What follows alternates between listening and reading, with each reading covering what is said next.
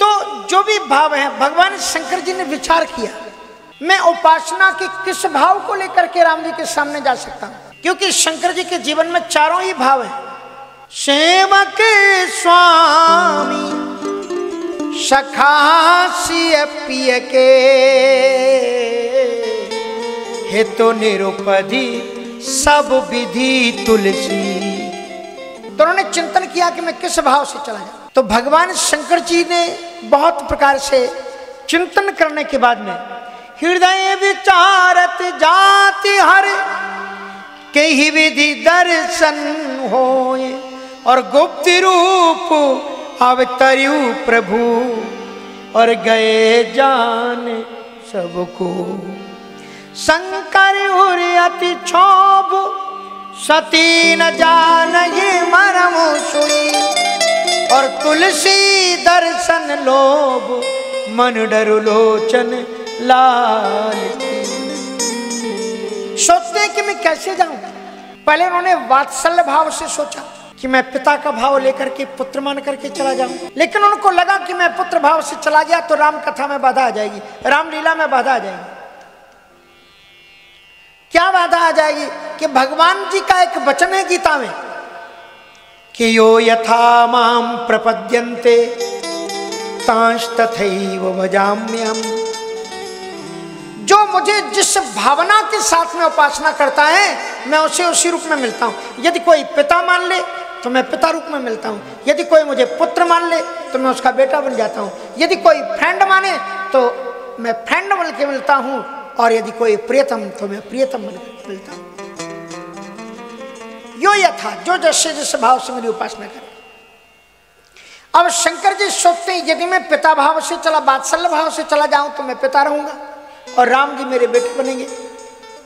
और भगवान जी कहते हैं कि मैं उस रिश्ते का निर्वहन करता हूं जिस रिश्ते से मुझे मानता है प्राणी। अब भगवान शंकर जी ने सोचा कि यदि मैं पिता बन के चला गया, अब जरा आज से 20-25 वर्ष पुरानी बात सोचो। पहले बच्चे अपने पिता के प्रति कितना रिस्पेक्ट रखते थे, अपने पिता की कितनी शर्म खाते थे, कितनी मर्यादा रखते थे।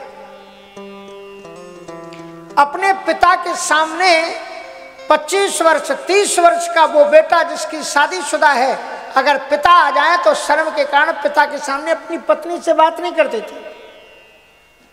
हाँ, कितनी उम्र गुजर गई, 2 बच्चे हो गए तो भी। और इसमें एक बेटा राम बना हुआ है जिसकी अभी शादी भी नहीं हुई, वो राम बना है। 15-16 वर्ष का बच्चा राम बना हुआ है, और अगर 15-16 वर्ष का वो बच्चा जो राम बनकर के रामलीला कर रहा है उसकी शादी नहीं हुई और वो पत्नी के वियोग में रो रहा है राम बनकर के, हे प्राण प्रिय, हे सीते, हे अर्धांगिनी तुम कहां गई। और उसी समय उसके बाबूजी आ जाएं स्टेज पर, तो बोलो पाठ कर पाएगा कि हे प्राण प्रिय, हे प्राण वल्लभे, अभी तो उसकी शादी नहीं हुई पिताजी के सामने। शर्म आएगी कि नहीं आएगी। शंकर जी ने सोचा कि प्रभु जी कितनी सुंदर लीला कर रहे हैं, और मैं कहीं अगर पिता बनकर के पहुंच गया तो भगवान राम जी की लीला में कहीं शर्मा न जाए, कहीं लीला बिगड़ न जाए। इसलिए शंकर जी ने सोचा वात्सल्य भाव से मैं नहीं जा सकता। फिर उन्होंने सोचा श्रृंगार भाव से चले जाओ। श्रृंगार भाव के उपासक अभी भी संत हमारे रामायण संप्रदाय में मिलते हैं। सखी, कुंभ में देखना सखियां होती और भी जगह पर, तो वो जो सखियां होती हैं वो बिल्कुल स्त्री के रूप में ही रहती हैं। हाँ, वो अपना क्या गले में पहनते हैं वो भी पहनती हैं, चूड़ी भी पहनते हैं, सब कुछ पहनती हैं, मंगलसूत्र। और उसके बाद में उनका एक ही नियम होता है कि जब आरती होती है संत या ईश्वर के सामने ही नृत्य करती, दुनिया के सामने नहीं। हाँ, कुंभों में आती हैं तो महंत जहां बैठे रहते हैं उनके सामने।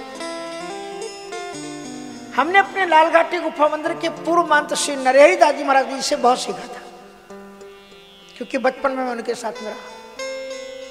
सखियां आए तो एक महात्मा थे, वो बड़े गुस्सैल थे, चलो हटो, टाइम नहीं है मान जी के पास में, हटो जाओ यहां से। तो कहे भाई ये कुंभ ही के टाइम पर ये आती है महंतों के सामने, ये हम लोगों की परंपरा है। अगर हम लोग इनका सम्मान नहीं करेंगे तो फिर दुनिया के लोग तो इनको नर्तक समझने लग जाएंगे। ये उपासना इनका भाव है, करने दो उनको। तिलक लगा के आती हैं और राम जी की लोरियां, राम जी की बधाइयां वही गाते हैं, कोई दुनिया के गीत नहीं गाती।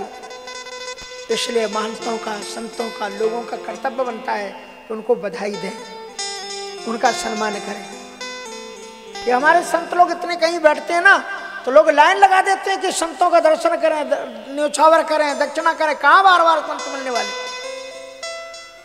यहाँ तो लोगों की हिम्मत ही नहीं होती कि दर्शन करना आकर के कर जाए। तो कहने का मतलब यह है कि थोड़ा सा भाव देखो तो ही भाव बढ़ता है। संत दौड़े चले आए कि देखो कितने अच्छे भगत लोग हैं यहाँ। तो महाराज एक सखी संप्रदाय है। सखी संप्रदाय के अनुसार भगवान को अपना पति मानते हैं। अब भगवान शंकर जी ने सोचा कि इसमें तो नृत्य किया जाता है और अगर मैं सखी भाव से चला जाऊं तो सखियां तो नाचती हैं, तो कहां करुणा रस और कहां श्रृंगार रस। राम जी करुणा में रो रहे हैं कागे मृगे और हम जाकर ताता थे करने लग जाए सामने, तो श्रृंगार रस का और विरह रस का कैसे संयोग बैठेगा? इसलिए उन्होंने कहा कि इस रस से भी नहीं जा सकते। फिर उन्होंने कहा चलो मित्र भाव से पहुंच जाएं। शंकर जी सोचने लगे कि जा सकते हैं कि नहीं जा सकते। तब उन्होंने सोचा कि मित्र के बारे में भगवान राम जी ने बता दिया है, मित्र का धर्म क्या होता है। कहते हैं जैन मित्र दुखी हो ही दुखारी और ते नहीं बिलोकते पातक भारी। सच्चा मित्र वही है जो मित्र के दुख में दुखी हो, और जो मित्र मित्र के दुख में दुखी नहीं होते उनको देखने से भी पाप लगता है, महापाप। तो शंकर जी ने सोचा अगर हम दोस्त बन के चले गए तो ये तो थोड़ी रो रहे हैं, इनसे दुगना हमें रोना पड़ेगा। बोले ये तो नाटककार हैं, हीरो हैं, सो नाटक कर रहे हैं, हमसे जो झूठ मूठ का रोना धोना नहीं होगा। हम तो जानते हैं भगवान है, कोई सीता हिताजी कारण नहीं हुआ, ये नहीं नाटक करना, हम ये कर नहीं पाएंगे। तो उन्होंने कहा इस भाव से भी नहीं जा सकते। अब ले दे करके केवल एक भाव बचा और वो है दास्य भाव, कि अपना परब्रह्म परमात्मा उपास्य इष्टदेव मान करके साष्टांग दंडवत करूं। तो उन्होंने कहा राम जी ने कितनी लीला की, कितना उन्होंने इसके लिए वो किया, लीला करके आए। किस लिए? कि रावण को पता ना चले कि मैं भगवान हूं।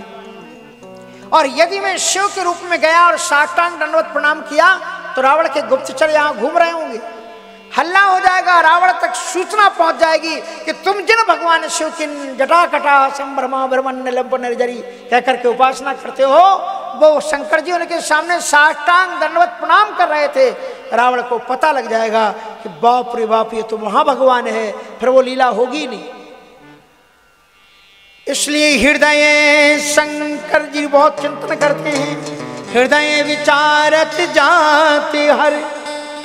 तो उन्होंने बहुत प्रकार से चिंतन किया कि हृदय विचारत जाते हर के ही विधि दर्शन होए, गुप्त रूप अवतरी प्रभु। भगवान अपने आप को गुप्त मानी छुपा करके अवतार लिए हैं, दुनिया को नहीं बताना चाहते कि हम भगवान हैं।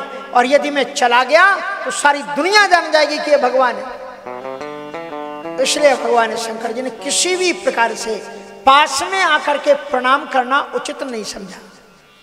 सती जी के साथ में कथा सुनकर के आ रहे थे, रास्ते में उन्होंने राम जी को वियोग में रोते हुए देखा।